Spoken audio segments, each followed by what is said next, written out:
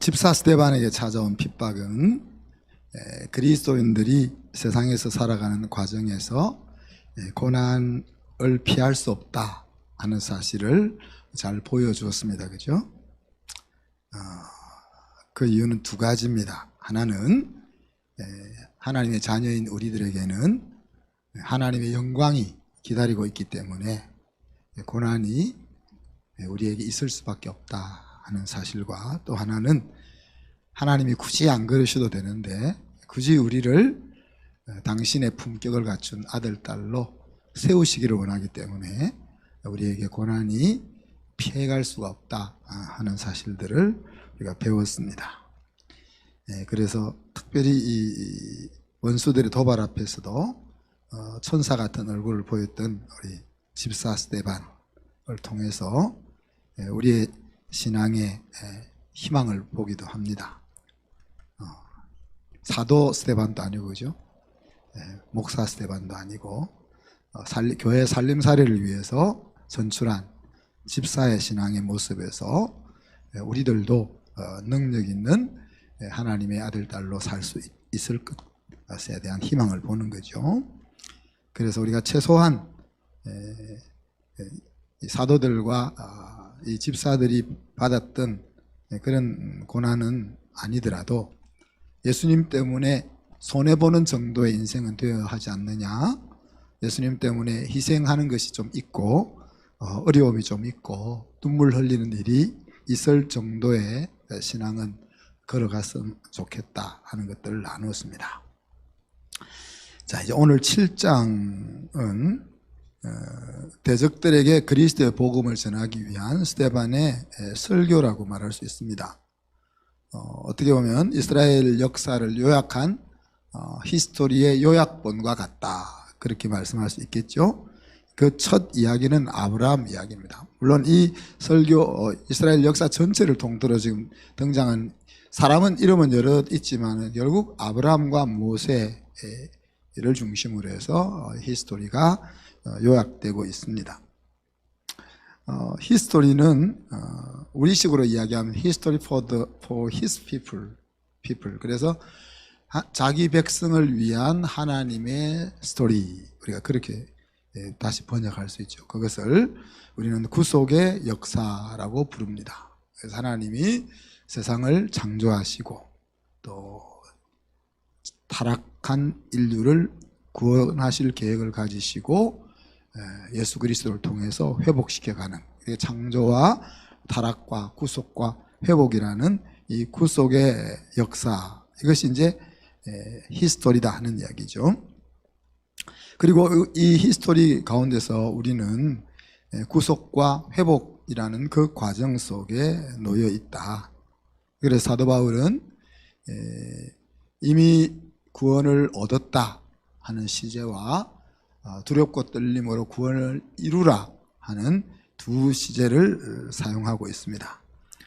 예수 그리스도를 통해서 우리가 하나님 나라를 보장받았다, 하나님의 아들, 딸이 되었다 하는 차원에서는 구원을 얻었다는 것이고, 하나님의 기대, 우리를 향한 기대, 하나님의 아들, 딸의 품격이 나타나야 되는 그 목적지를 생각할 때는 우리가 아직 두렵고 떨림으로 구원을 이루라 하는 성화의 시제가 사용된다 하는 이야기죠. 에베소서 2장 22절에서 사도 바울은 그래서 우리를 가르쳐서 뭐라고 이야기하는가 하면, 성령 안에서 하나님이 거하실 처소가 되기 위하여 예수 안에서 함께 지어져 가고 있다, 그런 표현을 썼습니다. 한마디로 쉽게 이야기하면 여러분이 익숙한 표현, 공사 중이다. 공사 중이면 굉장히 불편하죠. 저희 교회가 세워진 지 벌써 오래됐는데 이쪽으로 온 지도 11년째인데 아직 공사 중이잖아요. 저도 이 보면 좀 깝깝하거든요. 그래서 이게 좀 언젠가 깔끔한 여러분 집처럼 깔끔한 모습을 기대를 하는데 그런 날이 올까? 그런 날이 올까? 네. 우리가 하나님 앞에 갈 때까지 우리 인생이 공사 중이다 하는 것을 생각할 때 교회의 모습이 그것을 잘 보여주고 있다 그렇게 볼 수 있습니다. 그래서 하나님의 자녀들은 공사 중에 있다 하는 차원에서 공사 중에 있는 그 삶을 우리는 lived story라고 말합니다. 그죠? 그리고 그 lived story 속에서 하나님의 스토리에서 우리가 감당해야 될 배역, 역할을 감당하는 거죠. 아까 창조, 타락, 구속, 회복이라는 하나님의 큰 역사 속에 우리가 어떤 부분을 담당하고 있다는 이야기입니다. 자, 그래서 이제 오늘 이 스데반의 설교에서 아브라함은 하나님의 스토리에서 어떤 역할을 했을까 하는 것들을 한번 살펴보고, 나는 하나님의 스토리 속에서 어떤 역할을 감당해야 할까 하는 것들을 생각해 보았으면 좋겠습니다. 우리가 지금 학교에서 추구하고 있는 교육 내용이 See the story, live the story입니다. 하나님이 하신 일을 보게 하고 알게 하고, 그 다음에 하나님의 스토리 안으로 들어가서 살아내게 하는 것이 교육에 있어서 중요하다. 그래서 보통은 교육을 다 받고 세상에 나갔을 때 하나님의 자녀로서 선한 영향력을 어떻게 미칠까 하는 그런 포맷을 학교가 가지지만, 그것이 아니라 학교에서 배우는 그 자리에서부터 자기들이 스토리를, 하나님의 스토리에 들어가서 그 스토리를 써나갈 수 있는 그 일을 이제 가르치려고 하는 겁니다.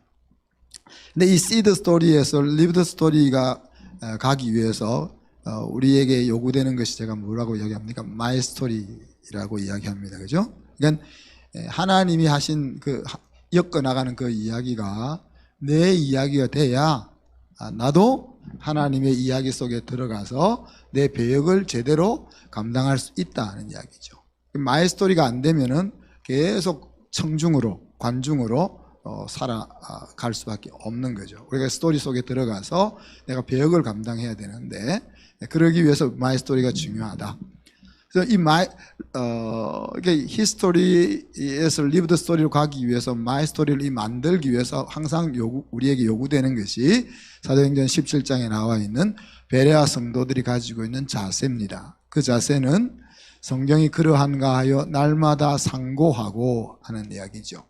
여기서 상고한다는 말은 이렇게 묵상한다, thinking 한다는 것과 그 다음에 그 확인 작업한다는 두 가지가 포함되어 있는 단어입니다.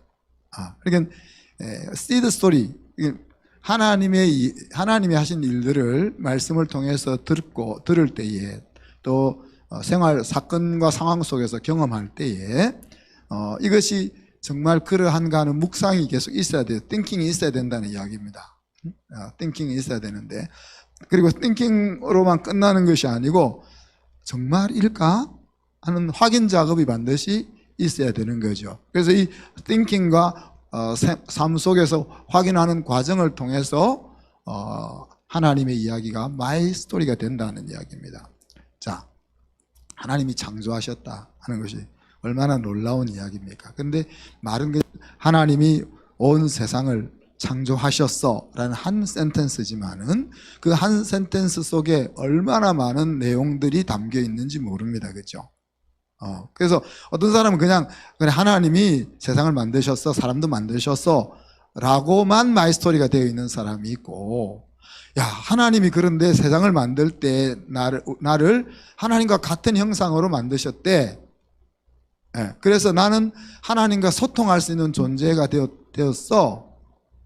그냥 하나님이 지시하는 것을 따라 수행하는 그런 로봇과 같은 존재가 아니라, 하나님이 이야기할 때 나도 의견을 이야기할 수 있고, 또 하나님과 의견이 상충되게 부딪힐 수도 있고, 그럴 수 있는 존재로 하나님 나를 만드셨어 라고 이야기할 때와는 삶이 다르다는 이야기예요.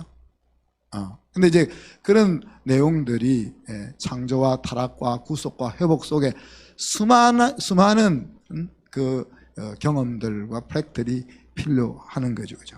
그래서 이 머릿속에 남아있는 지식이 아니라 마음 깊은 곳의 지식이 되어야 리브드 스토리로 이어져 가게 되는 거고, 그냥 하나님이 세상을 만드셨어. 그리고 예수님이 우리를 위해서 죽으셨어. 그래서 우리가 죄 용서를 받았지.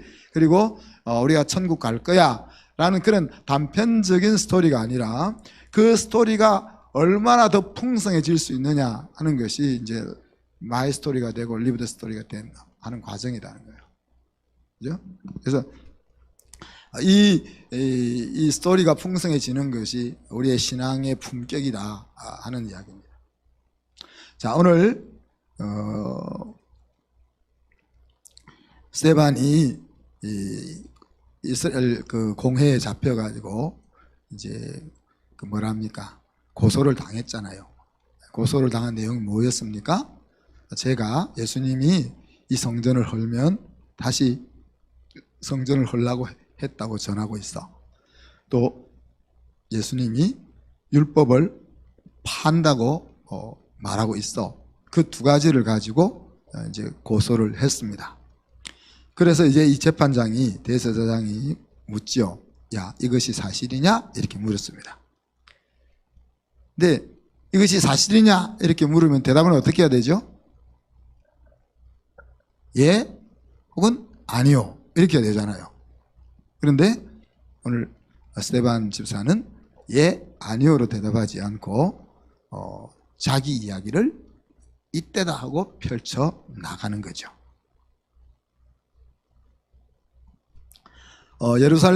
예루살렘의 개척교회, 지금 이제 3년이 지나서 우리가 지금도 개척교회라고 부르니까 사람들이 무슨 개척교회냐. 저는 항상 개척교회 같은 마음을, 아직 공사 중이니까 개척교회 같은 마음을 가지고 있는데, 이제 우리 같이 교제하는 목사님들이 목사 무슨 개척교회야 이러는데, 개척교회라고 이제 부르면 안 될 것 같아요. 그죠?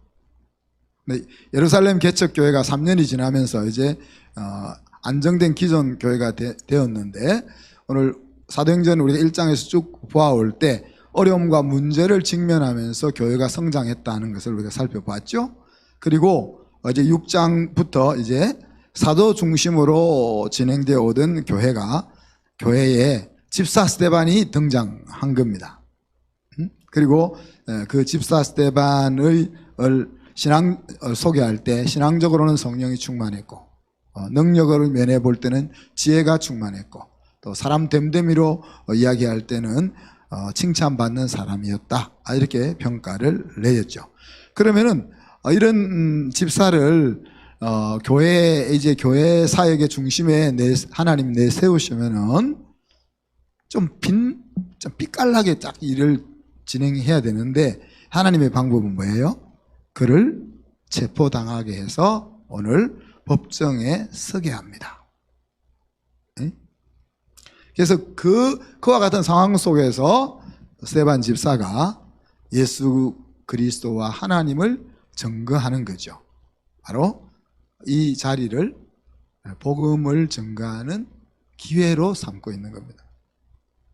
스데반이 예, 아니오라고 대답해야 되는 그 시점에서 예, 아니오는 말하지 않고 지금 하나님과 예수 그리스도를 증거하려고 하는 이유가 어디 있습니까? 복음을 증거하려고 하는 이유가 어디 있습니까? 저 인간들이 이 복음을 만나야 저 인간들에게 삶이 있다라는 것을 가슴 깊이 느끼고 있기 때문에 그런 거죠. 그죠?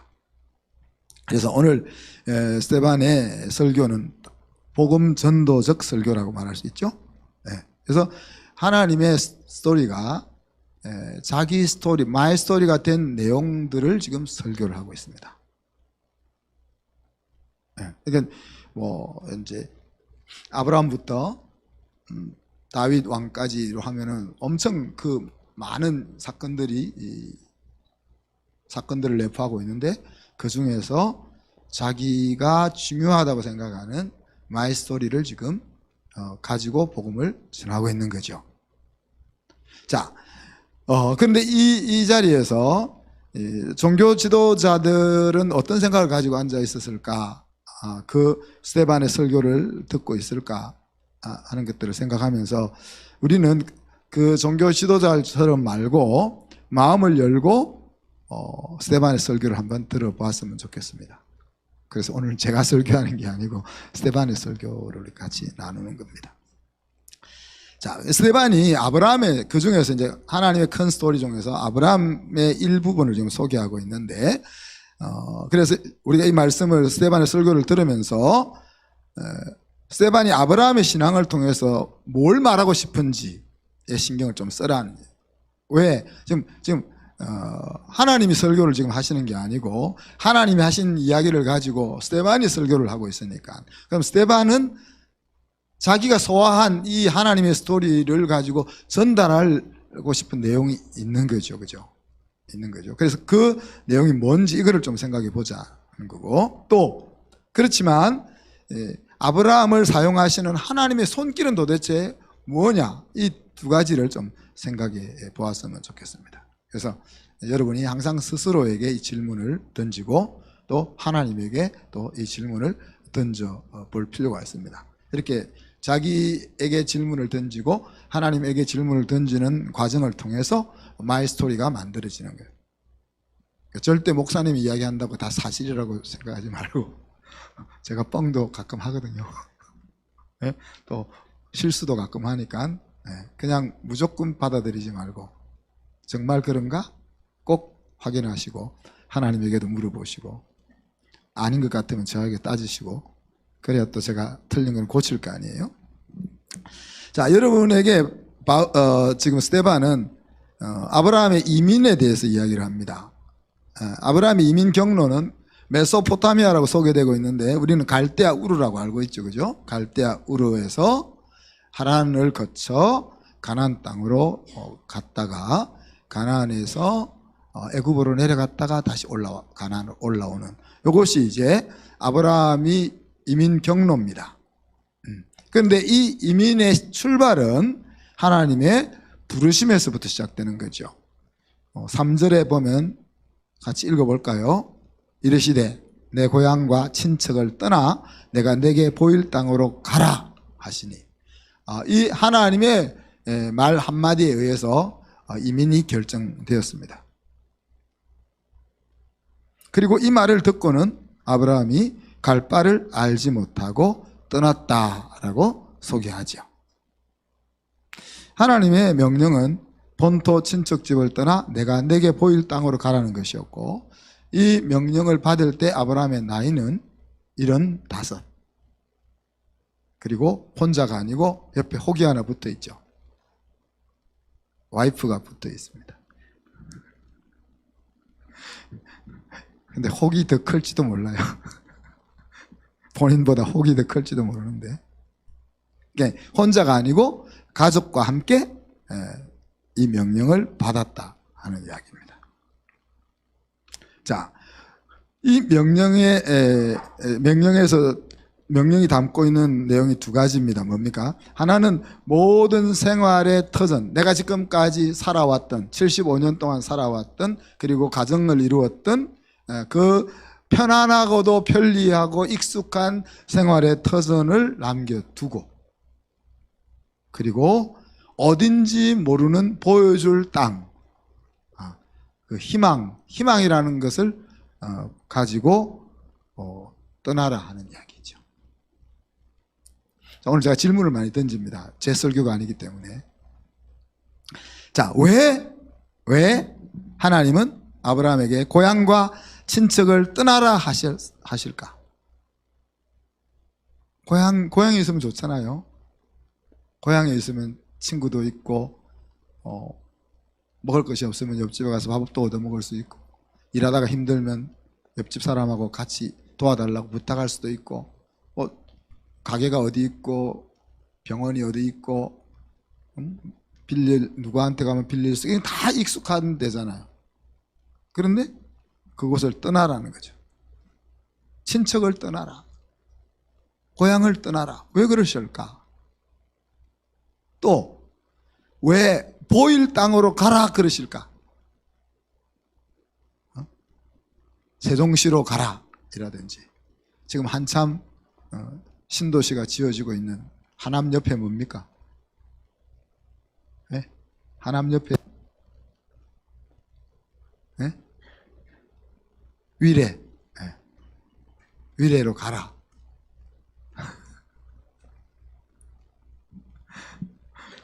그러면 그죠? 하나님 무슨 계획이 있는갑다. 그죠? 뭐 앞으로 정부가 다 세종시로 옮겨가나? 그럼 미리 가서 진을 치고 자리를 잡고 있으라고 하나?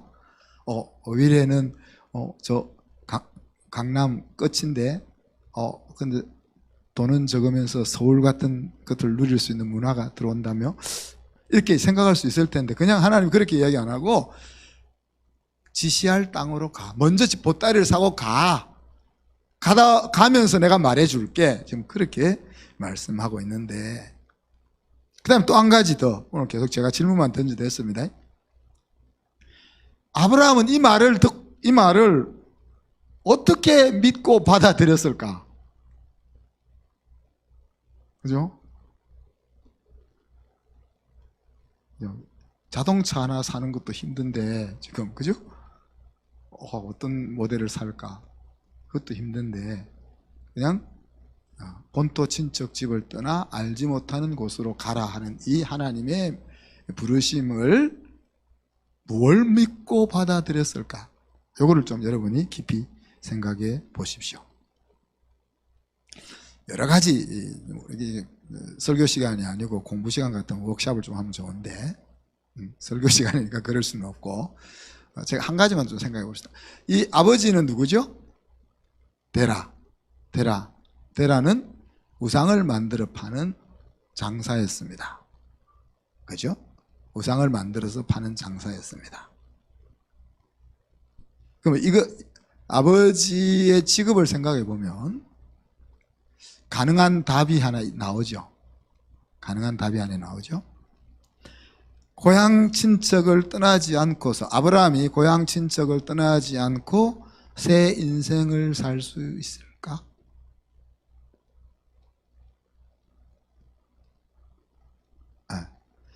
이리저리 얽혀있는 아브라함의 가계와 배경을 생각하면 그 자리를 떠나지 않고 새로운 인생이 가능할까 생각해 볼 수 있는 거예요.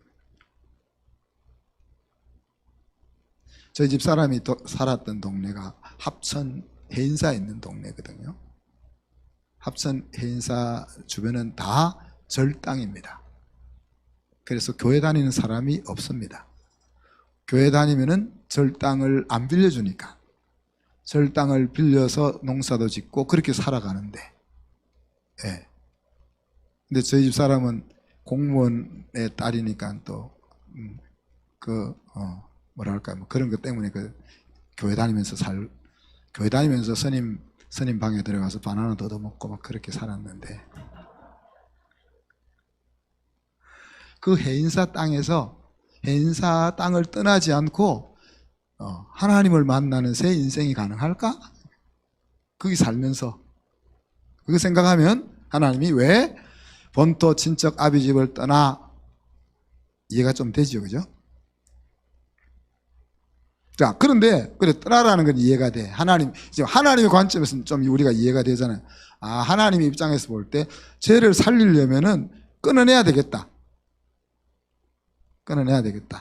저 집안에서 죄를 끄집어내야 되겠다.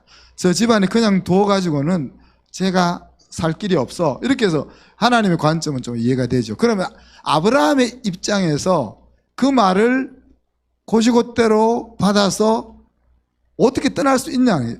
여러분 같으면 떠날 수 있겠어요? 여러분 같으면 떠날 수 있는 사람이 몇 명 있습니다. 여기에. 그렇지만 대부분은 안 떠나죠. 상황적으로 아무것도 모르고 이렇게 떠나는 사람들이 있지만은 정상적인 사람은 안 떠나죠. 그죠? 자, 그러면 그 말을 아브라함 때가 아니고 아브라함 때입니다. 신앙이 없을 때입니다. 신앙이 없을 때 하나님이 야, 너 인생 이렇게 살다가 여기서 죽으면 안 돼. 그러니 너 인생이 보람 있는 인생이 되려면 떠나야 돼. 떠나! 그렇게 이야기했을 때 신앙이 없는 아브라함이 그것을 딱 덥석 받아들일 때, 물론 오늘 말씀해 보면 뭐라고 얘기했어요? 2절에 보니까 메소포타미아에 있을 때 영광의 하나님이 그랬으니까 이게 하나님이 그 아브라함의 인생에게 일어날 영광을 보여주었다 우리가 짐작할 수 있죠. 영광의 하나님을 이렇게 묘사하는 것을 통해서. 그럼 그거를 딱 보여줬다고 해서 덥석 받아서 갈 수 있겠냐 하는 것들을 생각할 때 아브라함의 입장에서는 어떻게 그가 그 하나님의 말씀을 덥석 붙잡을 수 있었을까? 어떻게 붙잡을 수 있었을까요? 자기도 이 갈대아 우르 땅에서 이렇게 우상 파는 아버지 밑에서 살다가 죽고 싶지 않은 마음이 있었다고 봐야죠, 우리가.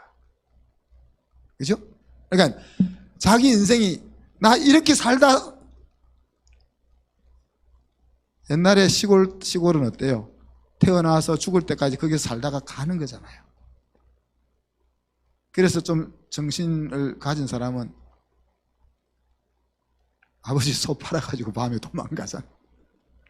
내가 여기 살다가는 평생 이 산골에서 그냥 산골에서 뼈를 묻겠다 생각이 들기 때문에 그냥 원래 소 팔아가지고 도망가는 거잖아요, 그죠?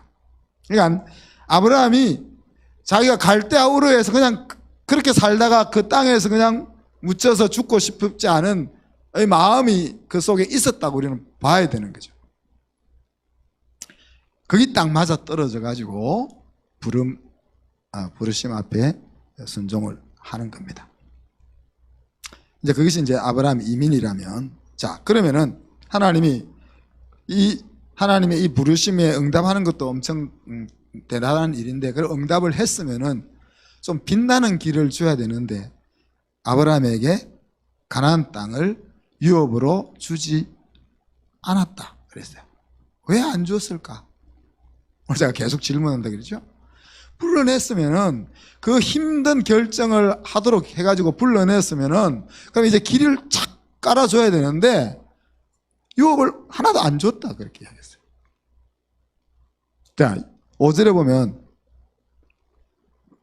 발붙일 만한 땅도 유업으로 가나안 땅 다 주겠다 놓고 아브라함에게는 10평짜리 땅 문서도 안 줬다는 이야기죠.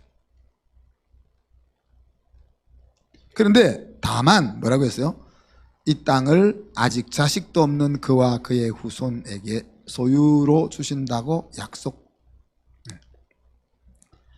땅 문서는 하나도 안 주고, 야, 이 전부를 너 자손들에게 줄게. 과정을 통해서 얻게 된다 그렇게 이야기했어요. 자, 그 후손이 다른 땅에서 나그네가 된다. 다른 땅은 어디입니까? 애굽 땅입니다. 그리고 그 애굽 땅에 가가지고는 뭐라고 어떻게 돼요? 그 사람들의 종이 되어, 우리 36년 동안 일본에게 종이 되어서 겪었던 서러움이 얼마나 대단한데 36년도 아니고 40년도 아니고 400년 동안 종으로서 괴로움을 겪을 것이다. 그리고 나서야 하나님이 그 나라를 심판하고 가나안 땅으로 너희들이 다시 돌아와서 그제서야 이 땅을 너희 자손들이 가지게 될 것이다. 이렇게 이야기하고 있습니다. 자, 그런데 여기서 재밌는 것은 히브리 기자가 이 아브라함의 삶을 해석하면서 손에는 지금 땅 문서 하나도 없었다 그랬어요. 10평짜리 땅 문서도 없었다 그랬는데 뭐라고 했어요? 손에 쥐고 있는 것 같이 살았다 그렇게 얘기했어요. 자, 손에는 땅 문서가 없어. 그리고 하나님의 약속만 있어. 그런데 이 약속을 딱 자기가 딱 약속한 그 가나안 땅 문서를 가지고 있는 사람처럼 살았다 그렇게 얘기해요. 제가 여러분을 빌리언 클럽으로 초대했죠.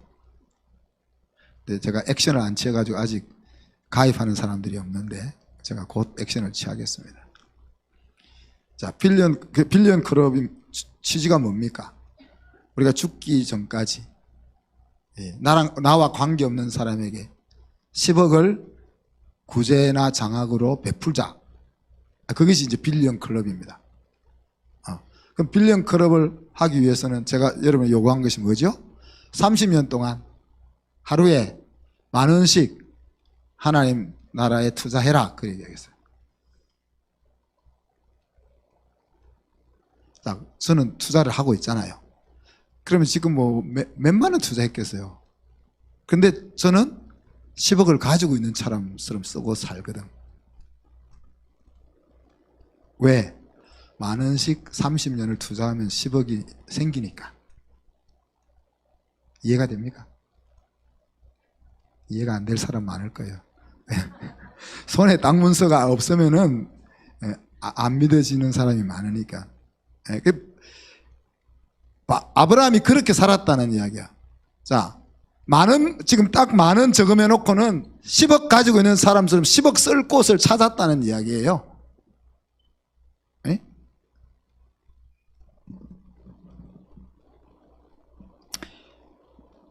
10만 원짜리 10평짜리 땅 문서도 없으면서 가나안 땅 전체의 땅 문서를 가지고 있는 사람처럼 아브라함이 살았다. 그렇게 이야기합니다. 그리고 되돌아가려 하지 않았다. 그렇게 이야기했습니다.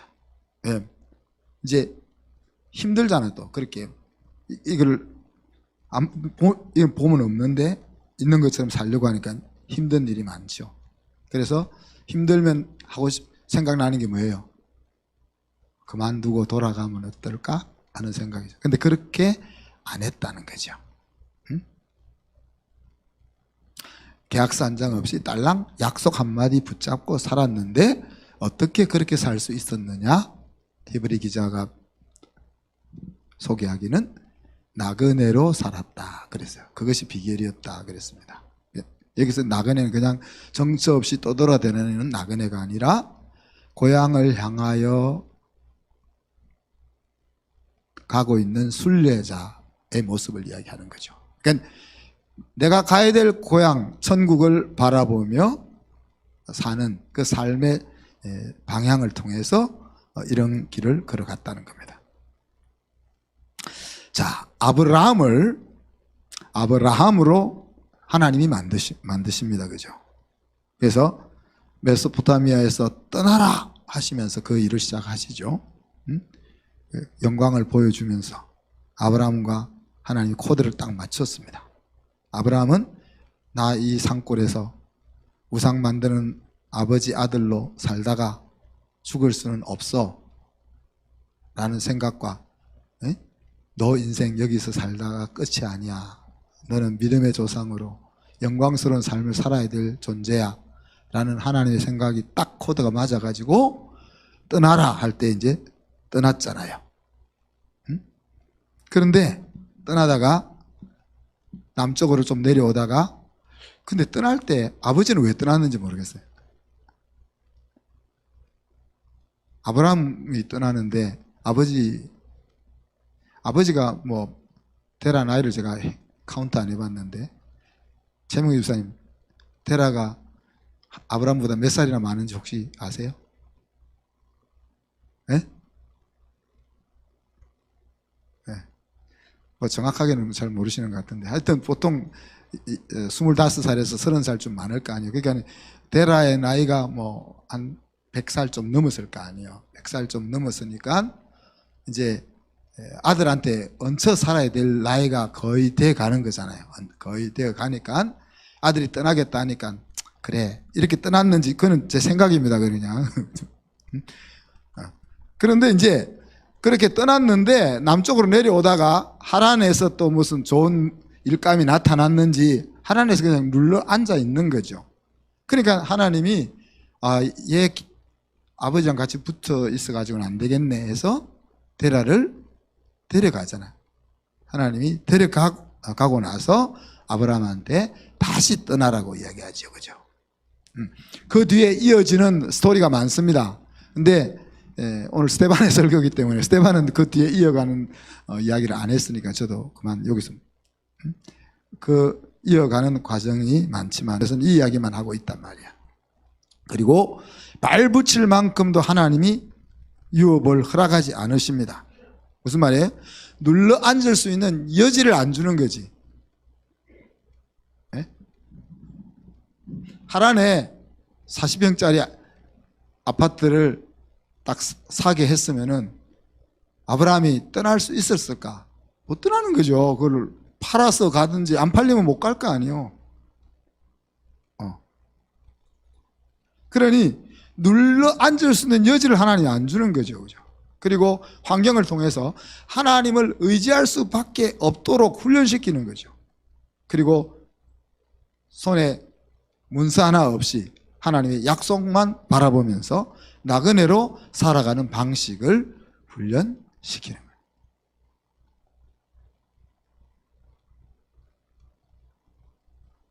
그래서 제가 목사잖아요.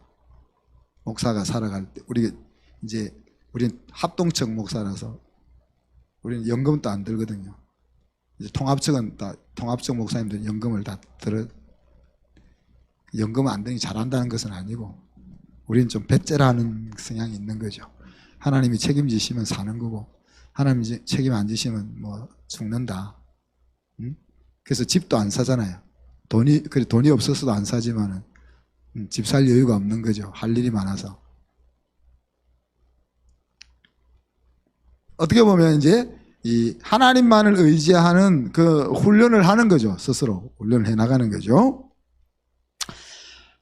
말씀을 마무리합시다. 아브라함이 이제 새 인생에 대해서 갈망을 가지고 있었을 것이다. 제가 이야기를 했는데, 새로운 인생을 여러분 어떤 때 갈망을 가지게 됩니까? 아까 얘기했잖아요. 주위를 다 둘러봐도 산밖에 없어. 내가 이 산골에서 그냥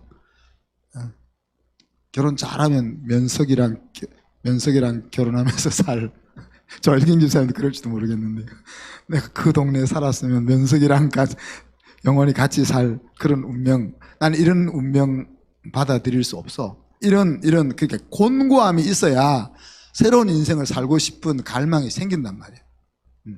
그죠? 곤고함이 있어야 새로운 인생을 살 갈망이 생기죠. 그런데 이제 공고함이 없을 때는 영혼을 생각하는 지혜가 있는 사람에게 이 갈망이 생기는 거죠. 저는 여러분이 이 두 번째 사람일 줄로 믿습니다. 공고하다고 해서 또 다 새 인생을 사는 거 아니죠. 공고해서 그냥 될 대로 되라 그 망가진 인생 가는 사람도 많습니다. 또 영혼을 생각한다고 해서 꼭 하나님 앞으로 나오라는 법도 없죠. 그래서 어떻게 보면 곤고함이나 영혼을 생각하는 그런 것들을 통해서 하나님과 함께 엮여 있는 새 인생을 생각한다는 것 자체가 은혜다. 그렇게 볼 수가 있습니다. 스데반의 이 아브라함의 이야기는 이 종교 지도자들,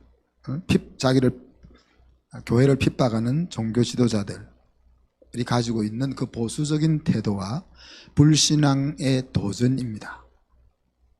지금 그들로 하여금 새로운 진리인 예수 그리스도를 수용하라고 하는 변화를 촉구하는 도전인 거죠. 자, 여러분 언제 보수가 됩니까? 손 한번 들어보면 좋은데 또 손 들라 그러면 보수냐 진보냐 손 들라 그러면 편가르기 한다 생각할 수도 있어서 손은 안 들게 하겠는데, 보수라고 하면은 현 상태를 잘 유지하고 지키려고 하는 정신이라고 말할 수 있죠. 보수는. 또 진보는 현 상태에 불만족해서 더 나은 길을 찾으려고 하는 정신이 진보죠. 그래서 우리는 우리가 공산주의, 사회주의, 주사파 이런 것들은 우리가 여기 이런 거룩한 이야기에 끼워 넣을 수가 없는 겁니다. 그런 것들은 다 우리가 끼워 넣을 수가 없는 것이고, 그런데 여러분 가진 자리에 진입하게 되면 보수가 됩니다. 우리가 희한한 가진 자리에 진입하게 되면 보수가 되고, 또 나이가 들면 보수가 됩니다. 나이가 들어서 뭔가 새로운 것을 하고자 하는 힘이 자꾸 빠져나가면 보수가 됩니다.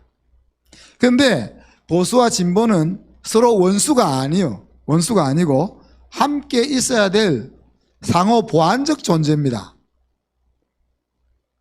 그런데 이제 정치하는 사람들 때문에 보수와 진보는 서로 같이 할 수 없는 원수처럼 되어버리는 것이 문제인 거죠. 자, 예를 들어서 신앙의 보수는 어떻게 되겠어요? 진리 앞에서는 목숨을 걸고 지키는 자리로 나아가게 만듭니다. 신앙의 진보는요, 우리의 신앙을 율법에 빠지지 않게 하고 종교에 빠지지 않도록 신선한 힘을 제공해 주는 거죠. 그래서 이 진보와 보수가 공동체 속에, 교회 속에 함께 있어야 하는 거죠. 자, 오늘 종교 지도자들은 스데반 집사님의 그 하나님 이야기, 특히 이제 아브라함 편 요까지를 듣고 어떻게 받아들였을까? 이 이야기를 어떻게 받아들였을까? 그건 중요한 것은 아니고, 이제 저와 여러분이 어떻게 받아들이느냐 하는 것이 중요하죠. 그죠? 아브라함과 함께한 하나님의 이야기는 여러 장면입니다. 그렇지만 오늘 스데반이 자기의 설교에서 제기한 이슈는 한 가지죠. 뭡니까? 떠나라 하는 겁니다. 떠나라. 그리고 떠날 수밖에 없도록 하나님께서 계속 이끄셨다 하는 것이 오늘 아브라함을 이야기하면서 오늘 이야기의 이슈입니다. 그럼 이 이슈를 우리가 생각해 보면서 나는 정말 갈대아우를 떠났나? 또 나는 하란에 머물러 있지는 않은가? 그리고 나는 아비와 친척집을 떠났나? 이런 것들을 우리가 짚어봐야 된다. 네. 그래야 이 히스토리가 마이 스토리가 됩니다. 마이 스토리가 안 되면은 신앙의 힘은 없습니다. 공고함 때문에 떠나는 것도 은혜라 그랬습니다. 그죠? 우리 가운데 공고함이 있죠, 지금? 공고함, 질병으로 인해서 공고할 수도 있고, 사업이 망해서 공고할 수도 있고, 애 때문에 공고할 수도 있고, 남편이 속썩여서 또 와이프가 말을 안 들어서 뭐 여러 면에 있어서 공고함이 있을 수가 있습니다. 치매 어머니랑 사는 것도 좀 공고해요. 철균 집사는 안 그래요? 초월하신 것 같아 보이는데 마음 깊은 곳에 공고함이 있지 않겠어요? 저도 공고함이 있거든요. 그리고 근데 그 공고함 속에서 기쁨을 안 잃으려고 하는 것이 이제 신앙인 거죠. 그리고 공고하지 않음에도 불구하고 영혼을 생각하면서 떠날 수 있는 은혜가 여러분에게 있다는 것도 참 감사하죠. 안 떠나려고 마음먹었다가 오늘 떠날 수밖에 없겠죠, 그죠? 그리고 뒤돌아가려고 하지 않고 천국 고향을 향해서 순례자로서 살아가려고 하는, 하나님과 함께 살아가려고 하는 그런 생각을 우리가 가져야 하지 않겠냐 하는 겁니다. 예화를 하나 들고 말씀을 마칩니다.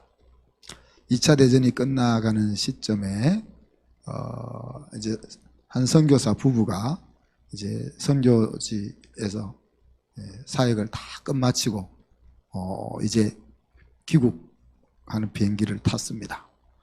네, 미국으로 딱 도착을 했는데 이제 전쟁이 끝나니까 전쟁에서 이긴 장군들도 같이 귀국하잖아요. 그런데 마침 그때 같은 비행기에 큰 전과를 얻고 귀국하는 장군이 탄 거죠. 그리고 그 장군이 이제 내릴 때 그 한쪽으로 사열대가 쫙 레드 카펫이 깔리고 군악대가 빵빠레를 울리면서 많은 사람들이 그 장군을 환호하는 장면을 보는 거죠. 보면서 이제 이 선교사 부부는 이제 옆쪽으로 조용히 빠져나가면서 마음이 안 좋았던 거지. 저 사람은 지금 몇 년 전쟁 치르고 귀국하면서 저렇게 영광스러운 환영을 받는데 나는 내 일평생을 선교지에서 내 일평생을 바치고 이제 더 이상 일할 수 있는 힘이 없어서 귀국하는데 아무도 환영 나오지 않는 쓸쓸하게 두 부부가 귀국하는 그 장면 속에서 하나님, 이것이 뭡니까? 이런 질문을 던지는 거죠. 그때 이제 하나님이 이 선교사의 마음속에 이런 생각을 주십니다. 야, 너는 아직 본국에 도착 안 했어. 네가 본국에 도착할 때는 내가 저 장군이 받는 빵빠레보다 비교할 수 없는 천군 천사를 동원해서 준비하고 있어. 그렇게 말씀을 들려주셨다 그럽니다. 사랑하는 성도 여러분, 오늘 우리는 스데반 집사가 하나님의 이야기 가운데서 아브라함의 이야기를 통해서 자기 자리에 안주하고 신앙의 본질 속으로 들어가지 않을 뿐 아니라 다른 백성들도 그 길로 나아가는 것을 가로막고 있는 그들을 향해서 변화를 도전하는 메시지를 우리가 들었습니다. 그죠? 이 메시지를 들으면서 우리가 떠나라 하는 이 하나님의 말씀 앞에 어떻게 반응해야 할 것인지, 또 이미 떠난 우리들이 어디에 머물러 있는지, 또 어떻게 떠난 삶을 살고 있는지를 돌이켜보는 시간이 될 수 있기를 축복합니다. 이 시간 함께 기도합시다. 기도할 때 하나님을 신앙하는 길로 떠날 수 있게 하신 하나님의 은혜를 감사하면서 정말 온전하게 본토 친척 아비집을 떠나 하나님이 약속한 땅으로 즐겁고 신나게 달려갈 수 있는 우리가 되게 해 주시옵소서. 하나님의 손에 내 인생을 맡기며 살아갈 수 있는 우리가 되게 해 주옵소서. 같이 한번 기도하겠습니다.